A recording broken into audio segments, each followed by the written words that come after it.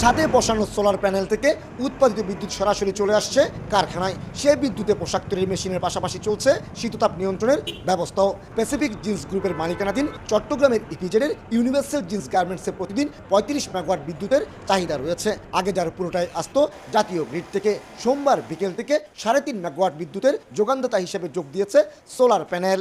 এতে 700 টন পার ইয়ার আমরা CO2 emission save করতে পারবো এবং একটা সিগনিফিক্যান্ট কোয়ান্টিটি যে টেরিফ রেট আছে সেই টেরিফ রেট অনুযায়ী আমরা একটা বিদ্যুৎ বিলও সেভ করতে পারবো। প্রথম পর্যায়ে জার্মান প্রযুক্তি ব্যবহার করে কারখানার পুরো ছাদে বসানো হয়েছে 1300 সোলার প্যানেল। উন্নত প্রযুক্তি ব্যবহারের কারণে সোলারের বিদ্যুৎ সরাসরি গ্রিডে যুক্ত হয়ে যাবে। সোলারে উৎপাদিত বিদ্যুৎ আগে ব্যবহার হবে, পরবর্তীতে প্রয়োজন হলে জাতীয় গ্রিডের বিদ্যুৎ যুক্ত হবে। আমরা এটা 24 ঘন্টার ভিতরে আমাদের লোক তার বাড়ি পৌঁছে যায় এবং 48 ঘন্টার মধ্যে যেন সোলার পাম্পটি চালু হয়, যাতে ফসল বা মাছের বা যে জন্য সোলার পাম্পগুলো নেয়